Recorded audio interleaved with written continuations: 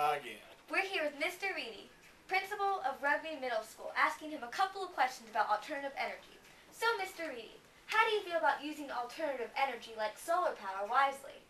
Well, solar power is something that there's a lot of information out about now. And of course, with wind power and solar power, there's so much out there that is very effective. Europe's been using solar power for decades almost now, and with good results. And the solar power is something that we need to pursue because I know out west there's a lot of houses that are built as well as even businesses that use complete solar power. So, Mr. Reedy, do you have anything that uses alternative energy in your home? In my own home, you know what? I do not. I do not. I take, well, Any of the light bulbs, anything? I'm thinking through the process now. Of course, I've changed out all of my bulbs to the fluorescent type of bulbs. I'm doing that, of course that. I was thinking more of equipment and stuff that I used to have some solar powered equipment, but I no longer have that. But it's of course, we're in the school business. We're trying to do as much as we can to cut back on things with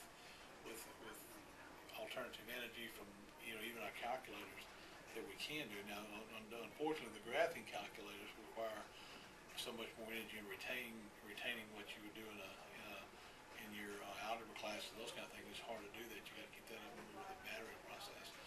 But the solar side of that and the bulbs themselves, the fluorescent bulbs are things that we can all do. In fact, I was checking my power bills and we've cut back probably about $10 to $20 a month by doing that. That's awesome. Do you feel that our Earth is suffering from people who don't use alternative energy wisely? We're looking at it from a perspective of about when you become adults, and because and we should be good stewards of our state and the things that we do around our country.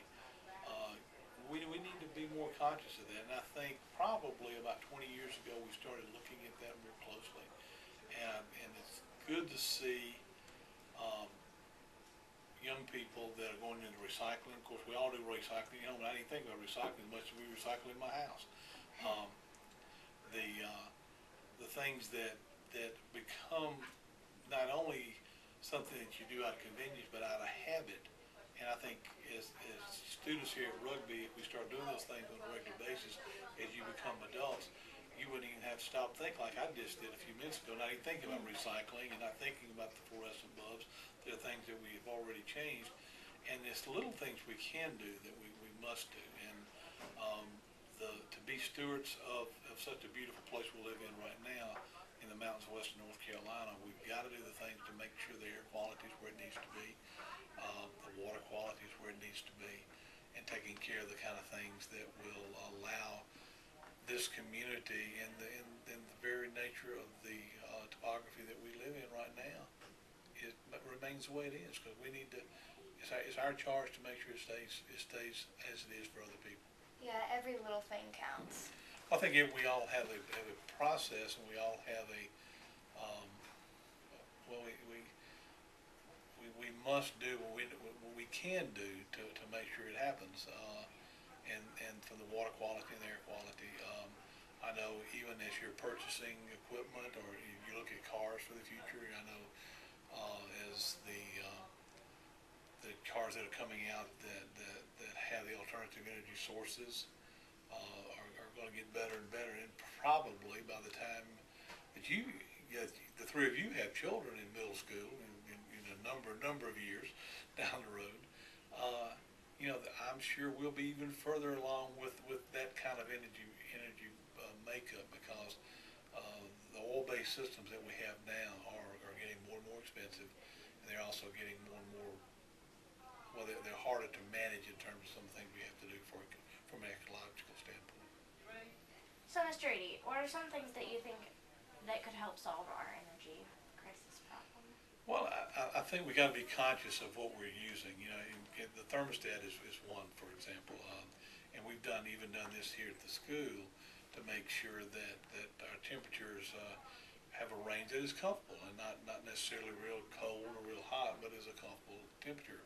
Our classrooms, for example, are set to really operate around 72 degrees in the warmer weather, and as low as 68 in the wintertime, which means we just may have to wear a little, maybe a sweater or something in the winter.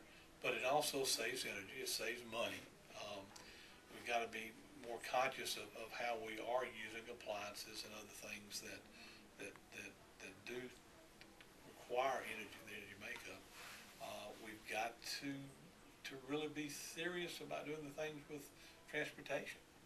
And that's moving that's a paradigm shift that is hard for people to make, and it's going to take, I think, people like yourselves coming up with the process and living through that, because we get comfortable in our in ways that we've done things in the past, and by young people taking charge and being conscious of things that we can do as you become adults and starting your own families and giving part of your community, that will allow that opportunity to make those kind of shifts more applicable to what we're doing in our communities. Because what we're doing here at school, like I said, what we're doing at school, from recycling to making you even conscious of what we can do, will lend itself toward a better life for all of us, and for your children's children even. Oh, well, thanks for joining us today, Mr. Reedy.